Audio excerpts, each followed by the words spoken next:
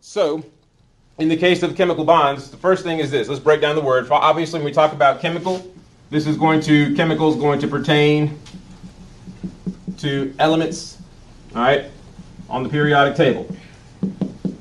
All right, but the other part about this here is the most important part. It's kind of the big idea for today is we need to know what a bond is. So think about it like in general terms, like normal life. Don't think about it like in a sense of, let me try to find a chemistry answer to it. What is a bond?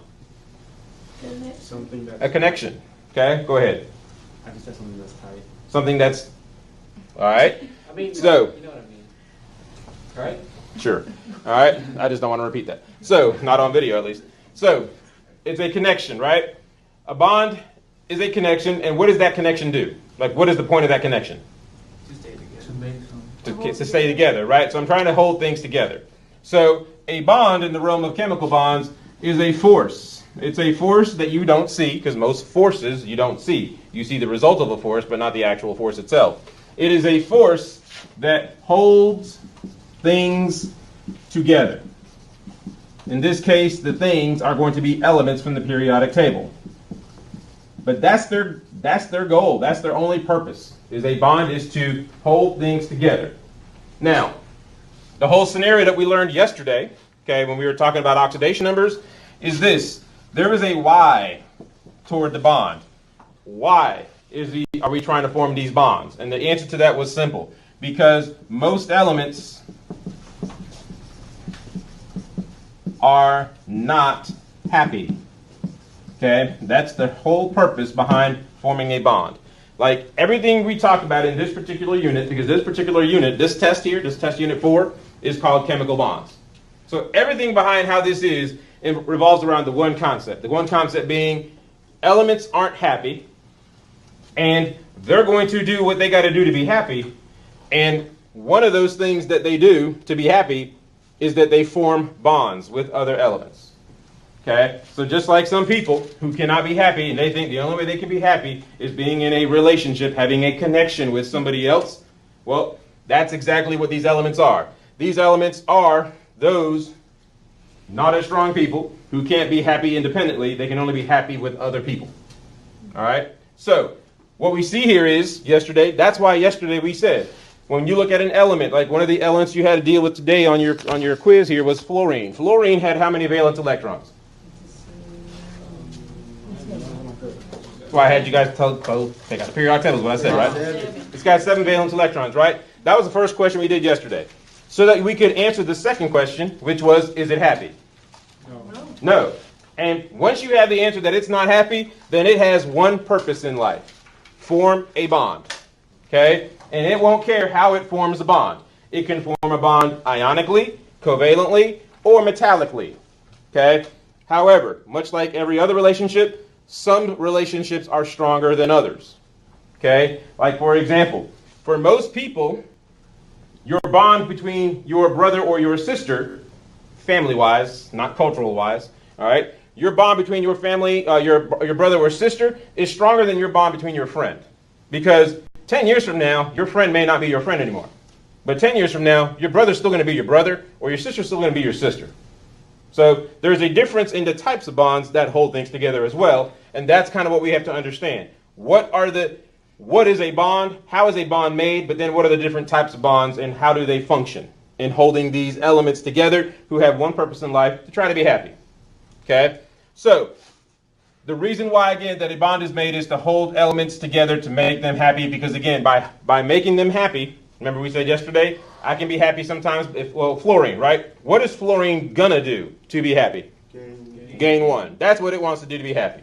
So all it's doing now is it says, let me find somebody else who is willing to give me 1, and I'll be happy, and I'll be in that connection now with that element. Okay? And that's what we're going to see here. So a bond is a force that holds things together. Why? Because most elements are not happy. So by gaining, losing, sharing electrons, bonds can be made.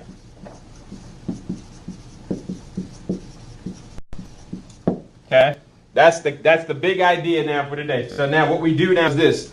for the rest of these days that we are in Unit 4. It's how do these bonds get made? What do these bonds look like? And how do we organize this? Like, how do we show this representation? Like, in other words, I have a bond with my wife. Okay? I can demonstrate that by holding up my hand and you see a ring on my finger. That lets me know there is a force that holds us together. Okay? Now, the same thing can be true when I give you an element. For example, when I give you an element like fluorine right here, well, here I can just say, hey, look, there's fluorine. That fluorine is not happy. Why? Because that fluorine is by itself. All right? Whereas if I gave you this right here, I could say, hey, look, there's fluorine. But that fluorine is happy. Why? Because this fluorine is with somebody else. How do I know that? Because here I've given you a chemical formula. Here I've given you a chemical symbol. All right? And at the same time, I can even say this, because here I can say here's fluorine. Fluorine over here is happy. And it's happier than this fluorine because this bond is stronger than this bond. How do I know that? Because I can see who it's hooked up with. That's our goal at the end of this unit, is to be able to know how does it happen, who does it happen with, and can I notice it when I see it in front of me. All right? So that's what we got right here. Any questions? Because what I want to do now is I need to get through the 3 types. Carlos, go ahead. I wasn't listening when you said Remember the first 3 words you just said, but go ahead. You said we're gonna learn like who's it stronger with. Yes, who can form, like I said, not all relationships have the same strength. Yeah. So we're going to figure out, which elements can form familial relationships, which ones can hold friendship relationships, and which ones can hold the other kind of relationships with. All right? So, but yeah, not all of these bonds have the same strength. So the first type of bond we want to talk about is the most strong bond. All right? This is the strongest bond of all. Remember the story of the 3 pigs? For those of you who ever heard it, all right? Again, there were 3 pigs, right? They each built a house. One built their house out of what? Straw. The other one built it out of what? Wood. Sticks, right? And the other one built it out of bricks, right? Which one's house did the wolf not blow down? Bricks. So therefore, that one obviously had a stronger bond, right? Holding things together than the other ones did. Well, that's what we're looking at here. This one right here, ionic bonds. Ionic bonds are the house of bricks. Okay, if this is the 3 little piggies, all right, this is the house of bricks. So in other words, if you were going to build your house, you would rather build it out of bricks than sticks or straw, right? Well, if you had a choice to create a compound, you would much rather create your compound with an ionic bond. However, in other words, I would say this. I would love to live in a brick house with 6 bedrooms, 3 bathrooms, and a big backyard, right? But I can't afford that. So what do I got to do? I try to find the next best thing when I can't get maybe what I really want. Does that make sense? So that's what the other bond is for. The other bond is not as good as ionic, but again, at the same time, it can hold things together. It just won't hold things together as good as ionic does. So we need to understand that relationship. Number 1, ionic bonds, all right? They are again, first of all, don't forget the fact that it's a bond, which means it's a force that holds things together. All of these are forces that holds things together, okay? But this bond is made by the gaining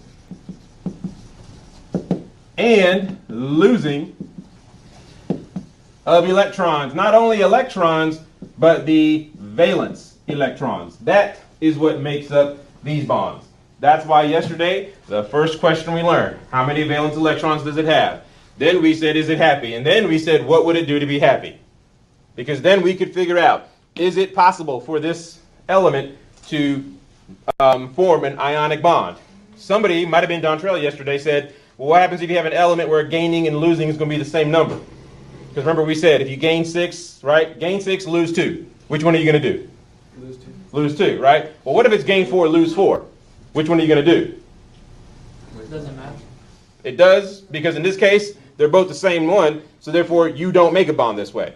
If your status is gain 4, lose 4, you're not making an ionic bond. You're going to have to make another type, because you can't gain or lose.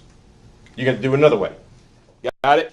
So, by gaining or losing valence electrons, number 2, these are the strongest of all bonds. Strongest of all bonds. All right? That's number 2. Number 3, they are made, they are made between metals and non-metals. So I can spot an ionic bond really, really quickly. How quickly? I can spot it in 1 second. Because all I got to do is say, who's that and who's that? If one's a metal and one's a non-metal, then it is ionic. All right, that's as simple as it can be. Once I see there is a metal, once I see there is a non-metal, it is ionic. You don't need to think, you don't need to question, you just need to do. And that's ionic. That's the easy way to spot it, okay? So this is how you identify. All right, so you might want to remember that because that's one of the things you're going to have to do. Like one of the easiest questions they could ask you is, what kind of bond is this compound made from? Well, all you do is say here, hey, look, that's a metal. Hey, look, that's a non-metal. But you'd be surprised at how many people, maybe in this room right now, still don't know whether an element's a metal or non-metal. Because you forgot to tour the periodic table, and you forgot that thing called the what? Prove my point exactly. All right, so here we go. All right, good job, Brooke. All right, sorry, Kaz for the video. So we have here between metals and non-metals. Now, here's the other thing. The reason why we know they have the strongest of all bonds, like somebody might say, well, how do you know they're the strongest of all bonds? The answer to that is simple. Because these guys have very high melting points.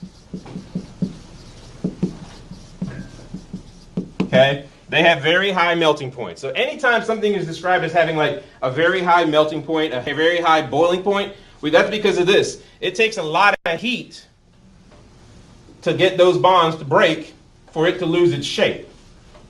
You see what I'm saying? Like a melting means you go from a solid to a liquid, right? Well, a solid can hold its own shape. Well, that means something's holding it together. So for me to get that thing to lose its shape, I got to break what's holding it together. Well, things that have very high melting points, they're going to have very strong bonds, and therefore they're usually going to be made of ionic bonds. Okay, so just kind of throwing that out there to you as well. All right, now, there's something else. So here we go.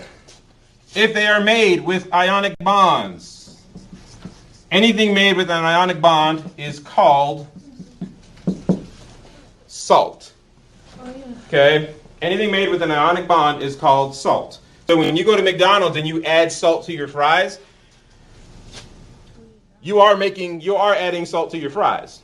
However, if you're bipolar and you're taking a medicine that's called lithium, because usually it's called like lithium chloride or lithium bromide, right? Well, you're also taking in salt. But I can guarantee you, the salt the salt that treats bipolar disorder is not the same salt that you're putting on your French fries. Okay? The reason why it's called salt is because it's a category that lets you know it's made with ionic bonds. Just like she's a human. He's a human. They're both humans. Would I call them twins?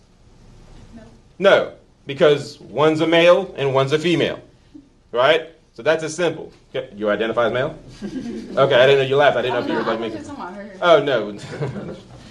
She's not human. All right, so that's what we're saying here. Salt is a category that lets you know anything that's been made with a metal and a non-metal is called a salt. All right, so that's what I have right there. Are we good? Because now what I got to do is I got to give you a diagram to make you understand how this works. And we got to get some fancy words out of the way. Some fancy words that aren't really a big deal, but when you see them, you think they're a big deal. We are still talking about ionic bonds. So let me just go ahead and write that even though I just erased it. We're still talking about ionic bonds. So let's talk about the salt that you put on your French fries. The salt that you put on your French fries is made up of two elements. Sodium, find it, and chlorine, find it. Okay, so I'm going to ask somebody some questions, and what I don't want to hear is which element we're talking about, because then I'm going to move on, and you're going to get on my nerves. So we're talking about sodium, and I'm going to draw two atom models side by side. So that's what you're going to be drawing too. You're going to draw two atom models side by side, so I'm just letting you know we need some space, like me on the dance floor. Okay, so we got sodium. Let me do this right now. That may not make sense. So sodium and chlorine. I think I said chloride, but I meant chlorine. Chloride will make sense tomorrow. No, you said chlorine. I said chlorine? Okay, thank you, Spot. All right, I said chlorine. She said I was right. That's why she's my favorite. All right, so let's go real fast here. Let's talk about sodium real fast. Sodium. Jacob, how many rings have I got to draw for sodium? 3. 3. All right, so here my ring number 1, ring number 2, ring number 3. All right, so here we go. Bobby, how many dots in the first ring? 2. Thank you very much. Essence, how many dots in the second ring? 8. Thank you very much. All right. And Kira, how many dots in the third ring? You told me. Oh, 1. Wait. Yeah. I'm making sure there's nobody else named Kira. Like, I know you're my Kira, but I didn't know there was another. Do you go by Kira too? Oh, okay, so that's what I was making sure of. Juan, there we go. Okay, just for the sake of us identifying in our notes, I'm putting the symbol for sodium, Na. All right, in there. Now, we look at Na. Dontrell, sodium. How many valence electrons it got? One. Is it happy? No. No. What would it do to be happy? Lose one. Or? Gain 7. Which one's it going to do? Lose one. Great. So therefore, we know right here, based on this outfit right over here, here's what we know. We know that sodium is going to want to lose one electron. Okay? Because if it loses one, it will get rid of that ring, and the second ring will become the outer ring. The outer ring is full, and that's called the what? Octet. Octet rule, which is the rule that says if it's happy. Okay? It's got to have a full outer ring, right? However, though, the law of conservation of mass, the law of conservation of energy, the law of conservation of charge, the law of conservation of whatever you want to call it, simply says this, though.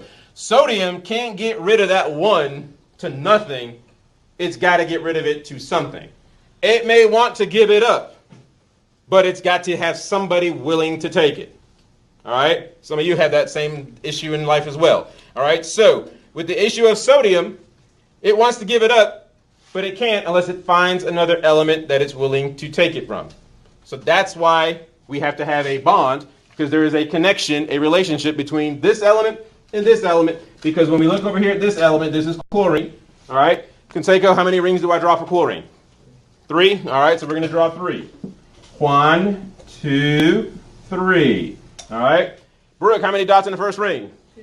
Good. All right. Carranza, how many dots in the second ring? 8. Great. And let's see here. Jared, how you doing today? All right. And Carranza, how many dots in the third ring?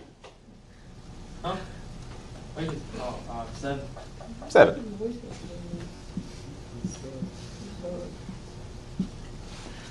All right. So we look at, who are we looking at? We're looking at chlorine, right? We look at chlorine in Malaysia. How many valence electrons does chlorine have? 7. Is it happy? No, what can it do to be happy? Gain 1. Good. Which one's it going to do? Gain 1. So here we go. You ready? Here we have an element that says, for me to be happy, I want to gain 1. Over here we have an element that says, for me to be happy, I want to lose this 1. What happens if these two get in the same room? Magic. That's what's going to happen. Okay? That's what's going to happen. Because what's going to happen is this. He's going to say, and this is going to be kind of graphic, but this here, all right, is going to move that electron over. Okay? So in this one here, I guess you can identify which one's the male. All right? So when this one here loses that electron, which I will now move over here, I'm going to put it as a big circle right there. There's the one that we moved. Now this one, by the way, draw the arrow. Everything else I'm doing, don't do on your paper. Got it? Draw the arrow. Don't add the circle. Don't erase what I'm about to erase. Like once you draw that arrow, you're done right now for the diagram purposes. Until I say, now continue writing. Got it? So when I lose that 1, now I have nothing in that outer ring, which means that outer ring no longer exists, which means that outer ring is the new outer ring. That one is happy. This one has 2, 4, 6, 8. That one is happy. So now they have established happiness with each other, hence bonds, by the gaining and losing of electrons. So that's why this is an ionic bond. But more obviously, let's take a look at it this way, right? Sodium now, because it lost that 1 electron, is going to have what charge or oxidation number? Positive 1. Okay? You ready now? Wait. We have a word to learn now. Okay? We have a word to learn. Because now sodium, now that, remember when I said that the protons and the neutrons weren't the same? She was crazy? Yeah. And we gave her a name. We called her an isotope. Right? Well, guess what? Now, her protons and electrons are not the same. I'm not saying she's crazy. I mean, she gave it up. She tried something else. But in this scenario right here, that makes her a charged element. And if you're charged, you're called an ion. Okay? When you are charged, you are called an ion. An ion, specifically, the definition is a charged atom. What makes the charge? The fact that it lost the electron. Okay? Chlorine over there, right? Let me finish now. Sorry. You can ask me whatever. Let me just finish this thought, though. Chlorine now just gained that one, correct? So we learned yesterday its oxidation number would be what? -1. Is it now charged? No. Actually, that's a charge. Positive, negative. Those are called charges. So therefore, this is charged. So therefore, this has now become an ion. Notice this ion? This one's positive. Notice this ion? This one's negative. Most of you, since like you were in first grade, unless you went to Welcome, have learned this about opposite charges. What do opposites do? They attract. So this thing right here, right? Let's say this guy is now being pulled that direction. The positive is now being pulled toward the negative. The negative is now being pulled toward the positive. And they're going to be held together by that opposites attract concept. That's why they will form a bond. Because this bond is between an ion and another ion, we call it ionic. And that's what an ionic bond is. Okay? Before I get to Carlos's question, there's two ions, but they're not the same, right? Just like there's two humans, but they're not the same. So we have another name for them too. Female, male. This has a name too. It's called a cation. And this one here, negative, is called an anion. My Hispanics love to call them cations, which I understand, but that's not the way you pronounce the word. Okay? Cation, anion. And the way I remember it is really simple. That T right there looks an awful lot like a plus symbol. So all I got to remember is the cation is the positive one, then that other word is the negative one. If I just remember one word, then I'm good. Okay? Carlos. So the charge being the oxidation number, is it always going to be a charge, or are you just about to get to that? It's only a charge if it gains or loses electrons. So if it doesn't do anything, like if it's a noble, like if it's like a noble, Nobles don't lose anything because they're rich. it's not gonna. That's why their oxidation number is 0. Are we gonna get an example like that so you can see? You can get plenty of what? Noble gases? Yeah. Hard for me to give you an example of something that never happens. Like, Because it never happens. I can't show you nothing happening. yeah. I mean, I guess I could. It would look like that. All right. So, all right. There's your ionic bond. Anybody got questions on that one? Bottom line here is this: sodium. Find it on the periodic table. You should have already, right? On what side of the stair-step line is it? Left. So that makes it a what? A metal. Metal. Then find chlorine on your periodic table. What side of the stair-step line is it? Right. So that makes it a what? So therefore, metal, non-metal. That's how you know it's ionic. Like, you ain't got to do all this mess. This mess here is for you to understand why it's ionic, because it's an ion. Why is it an ion? Because it's charged. Why is it charged? Because it's losing and gaining electrons. Right? That's the whole reason for this diagram. But in the end, if you want to know something's ionic or not, look at the elements and just say, hey, there's a metal, there's a non-metal. Great, that's easy. Ionic.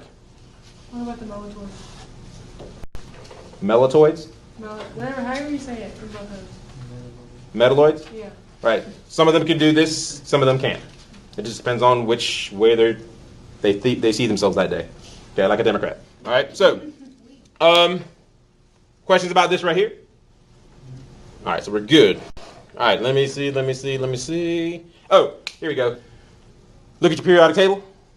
There is one weird, look, every rule that we come across in this classroom, there's always going to be one weirdo. Okay? In this class, he's it. But in the other cases right here, hydrogen is it. So look at hydrogen on your periodic table. You find hydrogen? Yeah. All right. Hydrogen is on what side? Left. But it's not a metal. You need to remember that. I just told you. It's up to you to remember it now. Because that's the one that tricks the most people. Because it's on the left side. Every other element on the left side is a metal. Except for hydrogen. Hydrogen is a gas. If you're a gas, you can't be a metal. So that's why it's the weirdo. Okay? Good? Just like, you want to know another weirdo that we talked about the other day? Remember in the noble gases, right? The noble gases is in group 8, correct? Group 18, right? But notice that helium doesn't have 8 valence electrons. It doesn't have 18 valence electrons. It's got 2. But it's over there with the noble gases because how many rings does helium have? 1. How many can that one hold? So is it full? That's why it's over there. It's not over there because of the number. It's over there because of the fullness. Okay? Are we good? All right. Ma'am? What is helium? It's a gas. Yep. Like just the thing in the balloons or in that commercial if you've been watching the TV for the insurance commercial? You talking about the airhead? No. When they get in like a car crash or something? No, when they get in a car crash. Yes. Like, your voice gets out? Yes. That would be the Juan Carranza. All right. Let's go to the next type. Next type is called covalent. Okay? The next type is called covalent. Now, let's get some facts about covalent bonds. All right, first of all, and I want to keep it in order so that way you can kind of see easily, more easily the differences between the two.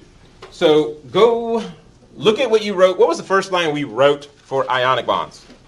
Made by gaining. Good. Made by gaining and losing electrons, right? Well, then we're going to say how these are made. These are made, and we're not going to write gaining or losing because if they're made by gaining or losing, they'd be ionic. So that means they got to do it a different way. So the other different way they're going to do it is this. They're made by sharing. They're made by sharing valence electrons. Okay? So the difference is gaining and losing means this. If I give you my phone, do I have any right to ask for it back? No. If I gave it to you? Hold on. Let me change it up there. Ready? You give your cousin a gift. Okay? How many of you would ask for it back because you want it? Right? Because that would not be a polite thing to do, right? Because if you give it away, then it's no longer yours. It belongs to them. They have ownership now, right? Well, that's the way ionic bonds are. They say, hey, here's the electron. It's yours. You have ownership of it now. That's a whole lot better than sharing, because if you ever try to share something, what happens then is, hey, I want to use this. Well, I want to use this. Well, now you got a battle. Because you don't own it, you can't say, well, it's mine, I'm going to use it. It's, well, crap, now what are we going to do? Now we got to work together. That is not as strong as a ionic bond because you got to share. All right? So these are made by sharing valence electrons. The second thing, what is the second thing I wrote down? Kiss my what? Strongest of all bonds. Okay? So, these are not the strongest of all bonds. Okay? These are, and that's what I'm just literally going to write. I'm going to put not as strong as ionic. Okay? What's the third thing I wrote? Between metals and nonmetals. These are not going to be between metals and nonmetals because opposites attract. All right? Those are the strong ones. Here is going to be if I have a nonmetal and it has to form a bond with another nonmetal. So if I have two nonmetals, they can get together too. They get together by sharing valence electrons. But the sharing is not as strong as gaining and losing, so that's why these bonds, while doing a job of putting them together, doesn't hold them together as strong. Okay? So again, this would be the equivalent of the building a house of sticks, right? Like, is it going to give you some shelter? Yes. Is it going to give you shelter from the big bad wolf? No. Okay? That's what we're talking about there. What was the fourth thing I wrote? Very high melting points. All right, this is going to be somewhat high.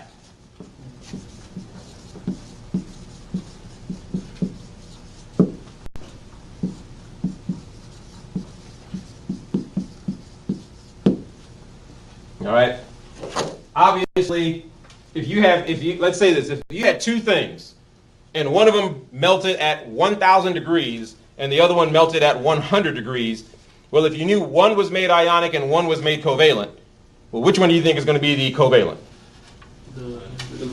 The one that melted at 100 degrees. You know what I'm saying? Because that's a lower melting point than the other one did. So that's kind of what we're dealing with there.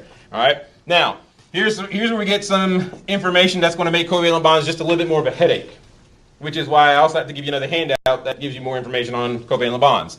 All right. There are various ways to share. Okay? That's why there are things called London dispersion forces. That's why there are things called van der Waals forces. That's why there are things called hydrogen bonds. That's why there are things called dipole-dipole interactions. Because those are all sharing, but they all share a little differently, so they're all a little different in how strong they share. So that's why we have to understand these various ways to share. But I'm going to start off with a simple one. Okay? There are two simple ways right now that electrons will share with each other. And that is equally and unequally.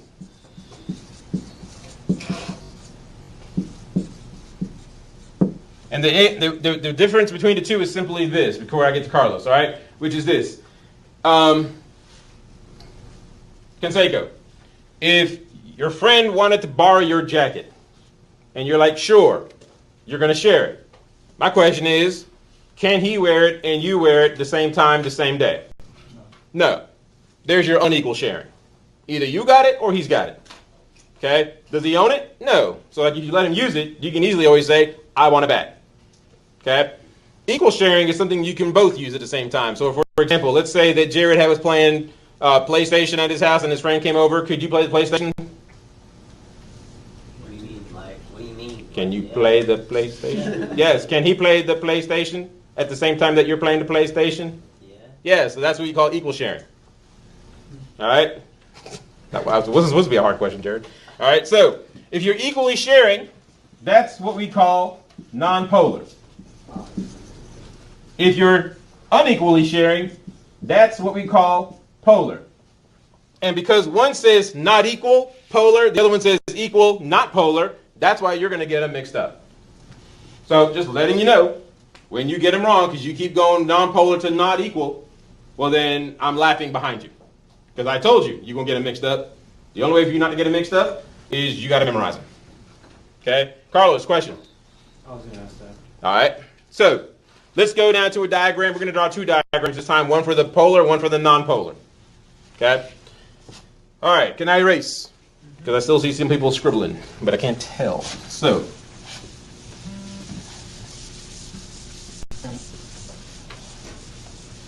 somebody just make a noise because I erased something they were trying to write? No. Okay. I mean, I separated you and JD so that you're safe. You sound like a Democrat that you might need a safe space, so I gave you one.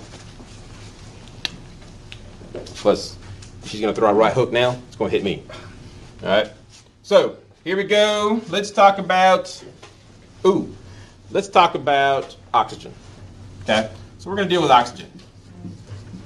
But for me to deal with oxygen, I got to tell you a couple of things. I'm going to throw a word that I threw at you yesterday on that 3 vocabulary word quiz I gave you. Right? Oxygen is what we call diatomic. Okay? On your vocab sheet, diatomic means this. It's an element that cannot be single. Okay? So much so that if it's going to be used, it must automatically be with somebody else. And if it can't find somebody else to be with, then it will just do what it's got to do with itself. Okay? So, diatomic, oxygen. If we're going to draw, like oxygen is an element that cannot be by itself, so therefore it has to be with another element forming a compound, or it has to form with another one of its own kind to form a compound. Okay? It has to form with another one of its own kind. So in other words, what you will never see on a formula, okay, is you will never see oxygen written as O. You'll never see that. Okay?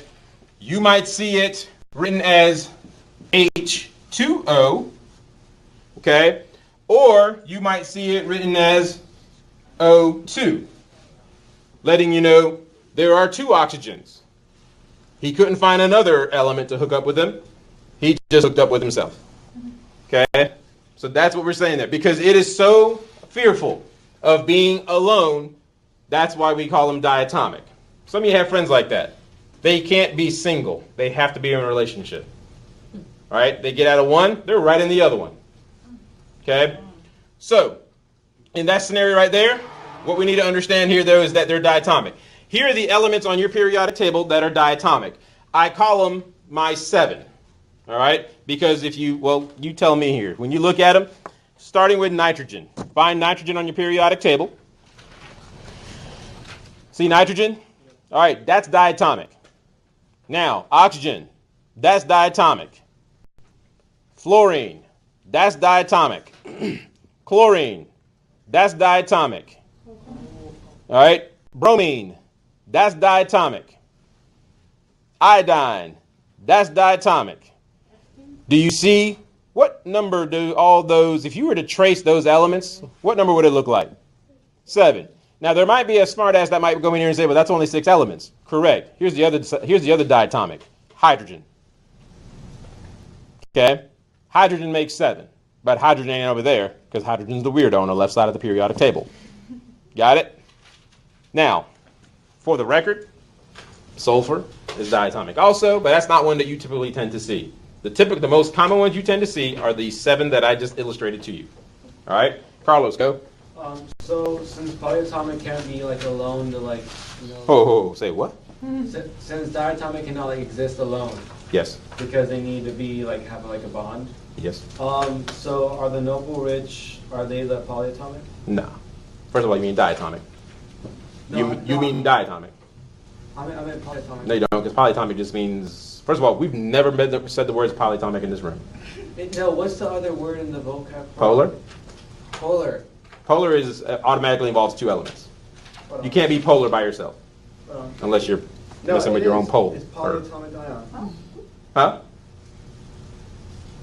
Forget it. Okay. I think you just realized now he was going. Yeah. All right, you're good? All right, so here we go. Everybody understands that oxygen now, I'm not going to be drawing 1 atom model for oxygen. I'm going to have to draw 2 because oxygen is diatomic, right? Like, that's why I had to bring that word in our life right now. To let you know, why am I drawing 2 when you just said oxygen? Because oxygen is diatomic. So here we go. Dontrell, how many rings do I draw for oxygen?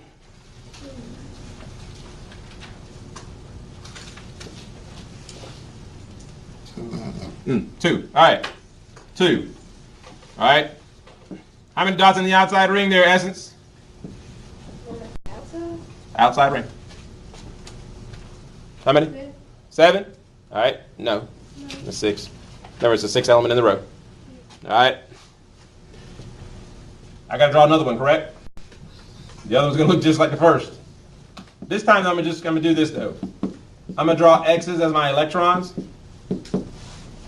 I'm going to draw X's as my electrons, so that way you'll know which one I'm talking about. All right? Like there's the dot one and the X one. But they're both the same model. Are we good? Mm-hmm. Carlos, before you answer, why did you put singles over here on this side and the singles over here on this side? There's a reason. Just be patient. Wait, what? Never mind. All right, so we take a look here at dot oxygen. Okay, at dot oxygen. Kelly, look at that dot oxygen over here. How many valence electrons it got?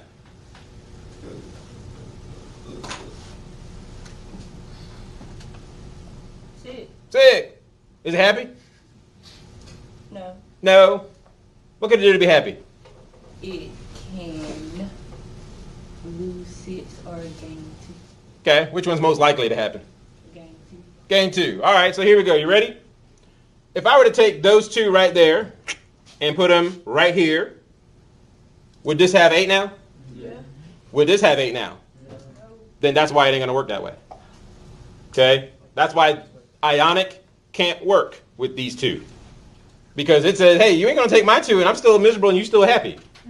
Because in nature, you learn about it in biology, you have a symbiotic relationship called mutualism, right? That means both have to benefit from this.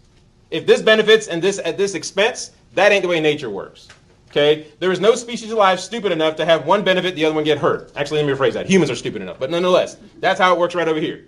Okay? So when we look over here, we say this can't gain 2 and lose 2 because they ain't going to work. That's why they got to share. Now, remember we talked about Pauli exclusion principle and the Hund's rule and the whole off-bow principle thing? Remember how we said you can only put 2 in a little thing? Right? Well, the reason why is this. Because now when I go 2, 2, 2, now it's easy for me to say, hey, look, see that right there? That's a coupling. That's a pair, right? If they together, well, if they in the club, can he be looking around for somebody else? No. But is there anybody with that one? That's not a pair. That's a single. Can they be looking around for singles? Yes. And that's how I can look over here and just say, hey, you know what? You're single. I'm single. Let's see what happens. You're single. I'm single. Let's see what happens. And what happens here is this right here, these little circles that I'm making, these are representing a bond. Okay? They're representing a bond.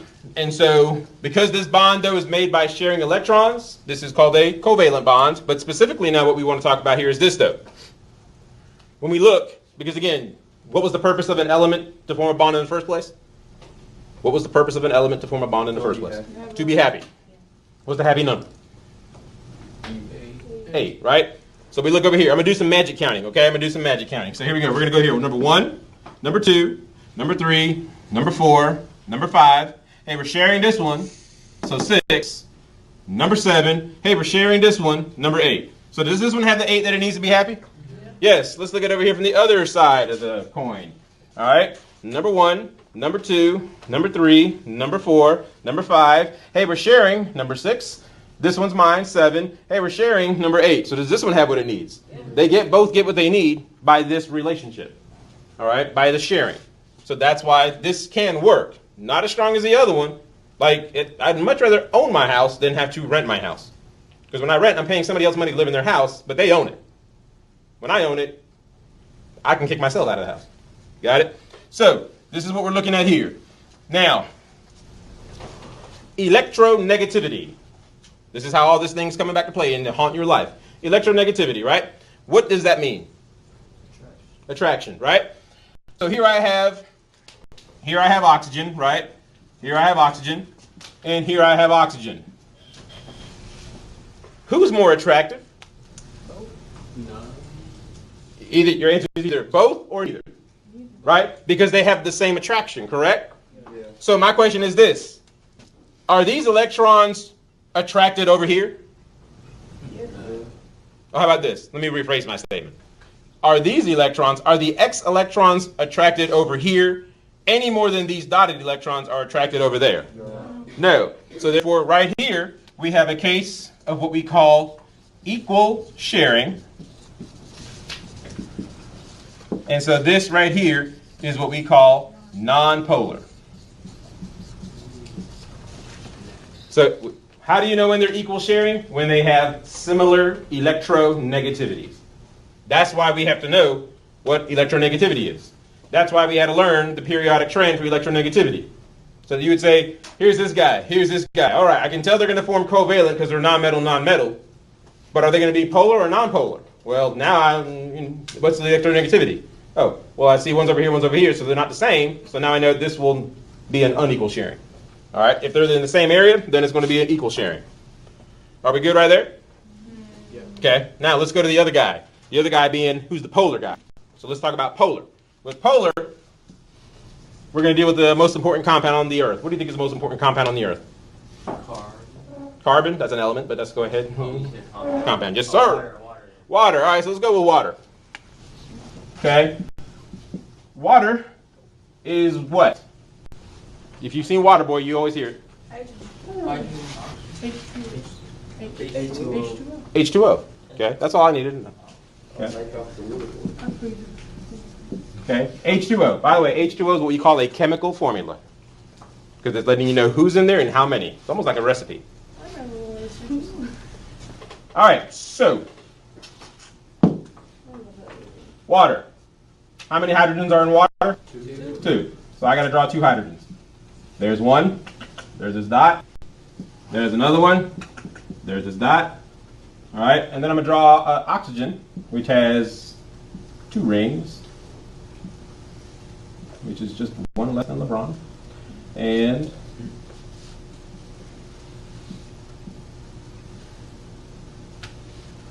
there are the 6 valence electrons for oxygen.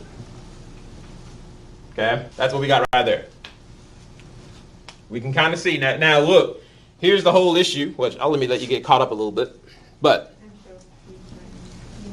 I know. Oxygen down here has 6 valence electrons, right? What does it want to do to be happy? Oh, you don't get careful. No. What does it want to do normally? Gain 2, right? So theoretically, hydrogen could lose that one right there. It would have its 6, it would have 0, and it should be working, right? Except that hydrogen's a nonmetal. So it can't give it away. Okay? Just like, you ready? If a girl's a good girl, she just can't give it away. See what I'm saying?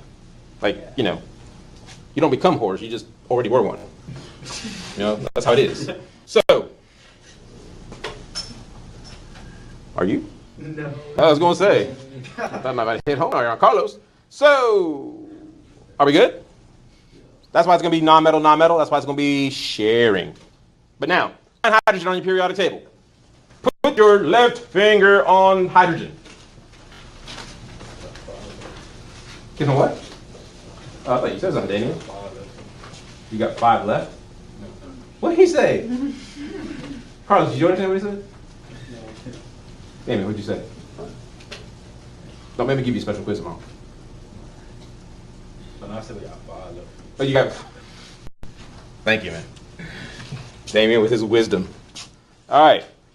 Put your right finger on oxygen. Are your fingers in the same spot? No. So do they have the same electronegativity? No. Great. So now, ready? Think before you speak. Think before you speak. JD. Got it? Who's more attractive? Oxygen. Okay, technically they did think, I guess, before they spoke. All right, so, but here's the interesting thing. One said hydrogen, one said oxygen. Okay, it's oxygen. Remember, those in the upper right, those are the more electronegative, right? Except for who? Yeah, the noble gases, right? The noble gases have no electronegativity because they don't got to be attractive. Why? Because they rich. All right, when you got money, you can get the pretty girl when you're rich. Ask Donald Trump, ask Jay-Z. All right, so here we go. You look over here. We have this, so we now know they're going to be shared.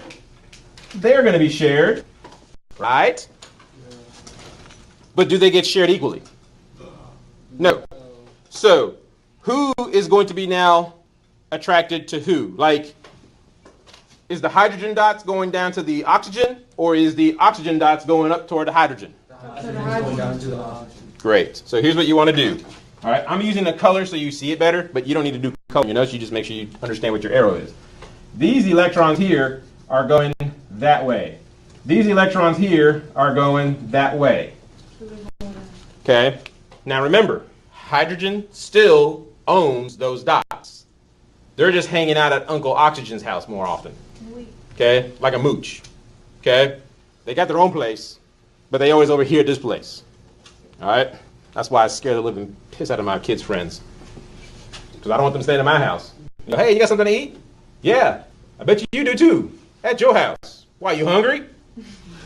No, sir. Serious? You serious? What's wrong? Was that too strong? No. No? See, then why are you complaining? That ain't too strong. All right, so now we can look at this like ionic. Now we can kind of look at it as ionic. In other words, remember how hydrogen has that positive proton in there?